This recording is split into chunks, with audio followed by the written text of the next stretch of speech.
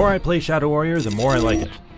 This reboot of the 1997 shooter loses the racism, but keeps the fun of mixing swords, magic, and guns in fast-paced combat. It does a great job of including the best parts of 90s shooter design, like letting you carry all the weapons at once, and a big single-player campaign with large levels that don't lead you around by the nose. And the cheesy, tongue-in-cheek humor of Lo Wang and his impish spirit sidekick Hoji gave me plenty of chuckles. This is one of those successful reimaginings that doesn't just do justice to the original, but improves upon it.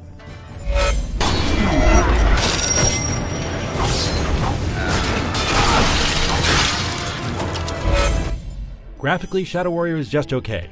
Human character models in particular don't look so hot, but slicing enemies into bits with Wang's katana is great. Even if the demon designs and animations aren't anything spectacular, lopping off their heads and limbs is good retro fun. Also, the 12 chapters do a good job of mixing up the settings, from Japanese temples lined with blossoming cherry trees to sewers and fiery demon dimensions. A few even have great-looking atmospheric effects. The story starts out as a simple quest to recover 3 pieces of a magical sword in order to destroy ancient spirits from another dimension. But by the end, more than 20 hours later, our wisecracking ninja warrior is fighting his way through demons against a backdrop of a surprisingly deep tragedy. The acting is pretty good, especially from Hoji, and the contrast between the tone of the light-hearted banter between him and Wang and the somber backstory in the cinematic somehow works. Considering that Wang basically is a walking penis joke, that's a lot more than I was expecting from Shadow Warrior. Of course, the abundant crude humor got lots of chuckles out of me too. Well, look at that. Meet piñatas.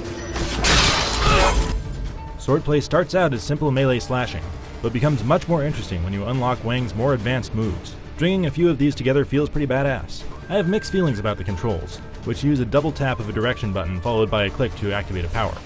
It works, but it makes them a little tough to use quickly. The lack of a block or parry ability keeps it from feeling like actual sword fights, though it does mean Shadow Warrior never slows down or stops feeling like an old-school run-and-gun shooter. The 3 upgrade trees for Wang's powers, skills, and weapons give you lots of new abilities to play with, and that keeps fights from getting too repetitive. Using the sword is so much fun that I avoided using guns except for taking out flying enemies, but there's a respectable selection of upgradable weapons here. These weapons pay homage to the 90s shooter, but also put a good spin on them, and I do love zapping enemies with a laser beam fired from a demon's severed head, or squashing a demon heart in my hand to wipe out all minor enemies nearby. Levels are designed to accommodate battles against dozens of enemies, with more big open areas than you see in most shooters nowadays. There are also a ton of secrets scattered around, which encourage me to explore every nook and cranny instead of just rushing through. The downside is that it's not always clear where you're supposed to go since there's no map, and occasional scripting errors had me spending about 10 minutes searching for a way forward that hadn't unlocked like it was supposed to. That's pretty frustrating.